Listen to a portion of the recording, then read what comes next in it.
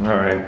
Tried to get the Uber so I could get downtown to shoot this Q&A as fast as possible, but surge price is crazy because it's Mother's Day, so I'm gonna take the train, and you're coming with me.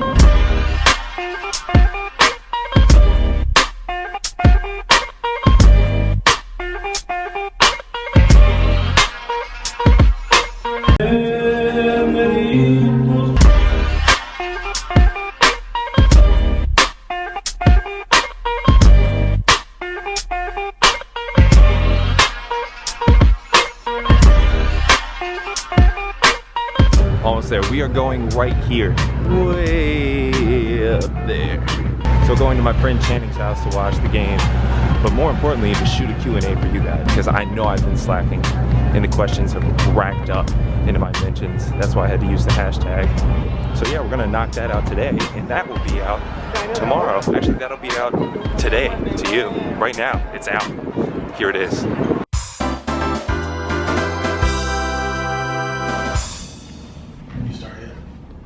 About to. All right. Oh, it's recording. I already recorded.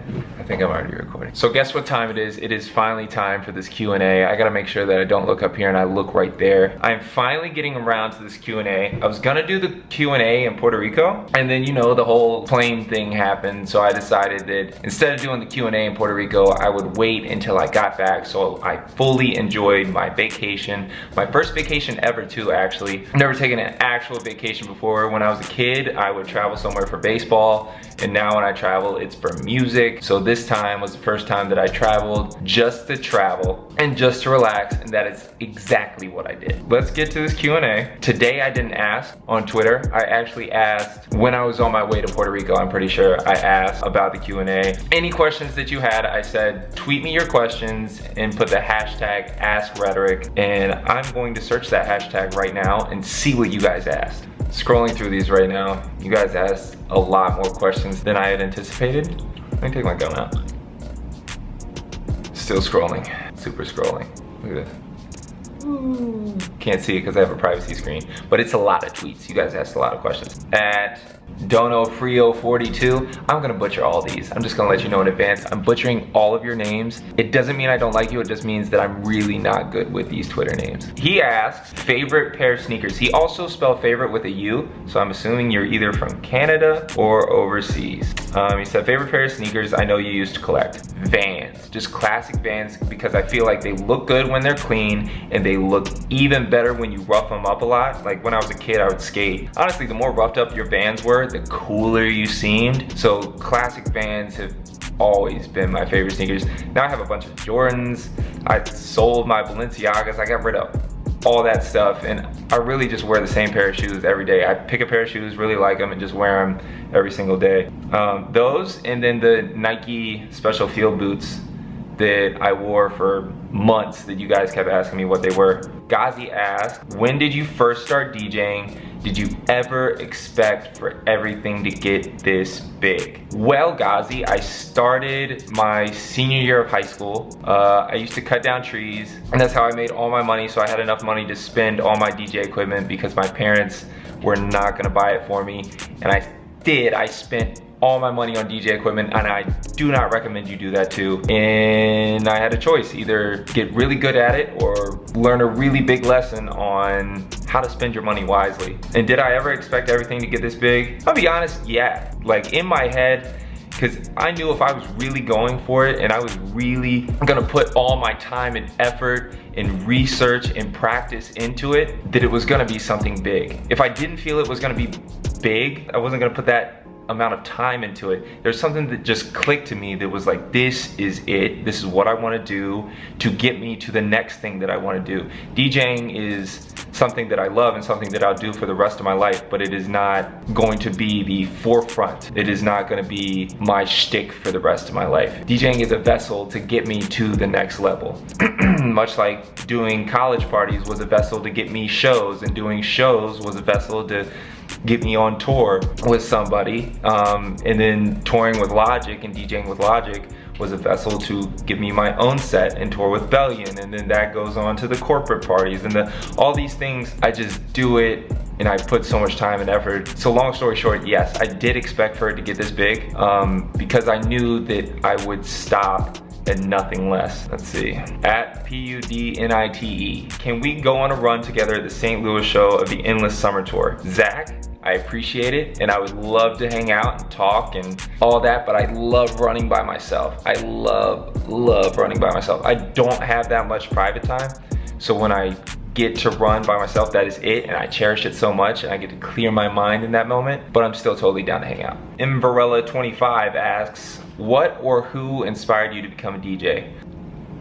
Nobody really in particular. I think the reactions of all my friends at like the middle school and high school parties when I would make a burnt CD and just stand in the, because I don't really like to party that much, but I loved going to the parties and standing in the corner where the stereo was and picking the songs on all the burnt CDs. And then I saw this video by a DJ by the name of Scratch Bastard, and he took this one record and he flipped it and made it into the Imperial March, and that blew my mind. I was like, wow, you can really do so much more with DJing than I'd ever thought. And that's what really made me buy turntables. I think I bought turntables within the week of seeing that video. At Sizzling Shrimp asks, what is one of the most memorable fan encounters you've had? Really, all of them. Some of the crazy stuff that stands out to me though, I'll even get emails sometimes that I'm glad you guys get my sets and really enjoy my sets and understand the intricacies behind the sets, but it's been really crazy. It's like stepped up a notch since doing these videos, because you guys will come to me and say how much it inspired you, or how much, I'll get very serious emails about how it's helped somebody kind of step off the ledge and really take hold of their life and just find this happiness that I'm trying to get everybody to find. So that every encounter, seriously every encounter, because every person is different, so I don't think there's one better than the other. A.S. Roger asks, what's my secret talent? My secret talent is not falling down on stage when I'm pulling the heavens down. Which was your favorite venue/concert in the whole Incredible World Tour? You're trying to get me in trouble, all of them. Drew T513 asks, have you heard Jon Bellion's album? Can you describe it in one sentence? Yes. Game changer. All I need is one word. Ask Rhetorik, do you know how many Kind bars you were given this tour? Kind bars? Probably like 8. Cliff bars, 148. I still have a whole garbage bag of Cliff bars at my friend's house. At _Chansey asks, if you could have a day to chill with anybody from history for a single day, who would it be and why? Yeah, but anybody from history, that's a lot of choices. Chill with anybody. I'd probably pick Tesla. Just because, number one, look him up. Because there's so much, I can't even get into it in this one simple question. But yeah, I picked Tesla and see what kept him pushing and researching, despite the fact that he wasn't, at the forefront in popular scientists, in a way, I guess. And Neil deGrasse Tyson, but that one's peaceful. Neil, I want to meet you. We're gonna have an awesome conversation. I heard that you like my DJ name, and you like the synchronicity between Logic and I. So Neil deGrasse Tyson also. That's a bonus, 2 people. At Tyler H. Comer asks, how did you come up with your stage name Rhetorik? Great question. I came up, and somebody else asked why Rhetorik. I came up with my stage name when I was doing homework and procrastinating in high school. I still remember exactly where I was. I was kneeling on my bed, and I think I was in like public speaking class at the time too. And I loved giving speeches, and I was school vice president in high school, but the only reason I really did it was so that I could give a funny speech in front of the whole school. So I always loved public speaking, just loved it. I wanted to pick that name to remind me throughout my career, like no matter how big DJing gets, the core of it is that I love public speaking. I love being able to project my ideas, ideals, and just how I feel about life onto as many people as possible and just try and help. And that's, the core of Rhetorik is public speaking, and I don't know, it's just been kind of like a reminder, no matter how big it gets, remember your purpose. Ask Rhetorik, where was the biggest venue you have ever performed at? You can take the preposition off the end. Lollapalooza in Chicago. Ask Rhetorik, where can I find the gif of your pulling down the heavens dance move? You can make it. I'm sure I've seen a couple on Twitter, but I don't know where to find it. I don't think you can Google it yet either. So make one. Cal Dickinson 17 asks, what's your favorite state/city to run in? New York, New York. There's always something crazy going on. Ask Rhetorik, favorite year of college? The year that it was done. Which city do you want to see more of? All of them. All of them? Legitimately all of them. I want to go everywhere. If you are somewhere, I met a fan in Puerto Rico last week. If you're somewhere and I'm traveling there and we can get up, I will usually say yes, depending on how sketchy you are. But I love exploring new cities. I love meeting new people. I think that is the core of the human existence, expanding your perspective beyond this little bubble that you start in and just keep on doing it for the rest of your life. So I love all cities. At Denise, what's your favorite thing to do on tour? Meet the fans. Boom, that was an easy question. She also asked me to describe the perfect girlfriend. Not doing that. Ask Rhetorik, what job would you have pursued with your degree if DJing didn't work out? Funny story, I had an internship that I was gonna do at this news station, WSLS in Roanoke, Virginia. I ended up dropping out of it like a week and a half before I was supposed to start it.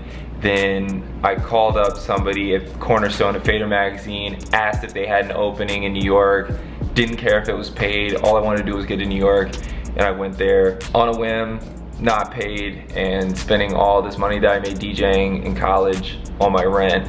So I guess I would have done newscasting and just built my way up that way or something. I don't know, it's kind of like I said before about the DJing. I always just had like a vision for it, and I have a vision for this stuff too, so. At Rackoff_ asks, how was Virginia Tech? Awesome. I was a Hokie since the moment I was born though, so I applied to Virginia Tech early admission because I knew I'd get in, and I didn't want to visit any other colleges, but it still ended up great. Don't recommend doing that either. Nayless Nadia asks, how many pins do you think you've collected while you've been on tour for the past couple years? Oh God, over the hundreds. Oh, at Off the Record, how does it feel to have an account dedicated to your vlogs? Kind of crazy. Thank you, at Off the Record. Don't say anything dumb though, because people are gonna think it's me. Say only nice things. Be positive. Ask Rhetorik, will you ever open your P.O. box on video? Yeah, matter of fact, let's take a break and do it right now. First off, my apologies about the room behind me. I only use this as storage now because I'm never home at my parents' house, but I'm here for 20 more hours, so I figured I'd open all the stuff right now. So the first thing is from Nelson from Shure. Thank you for the stickers and the pins and everything else that Shure gave me for tour, the headphones, all that. Nelson always hooks it up, and I always have a bunch of Shure stuff ready for me while I'm on the road, more stickers. This one is from Carter Jones in Boulder, Colorado. Thank you, Carter.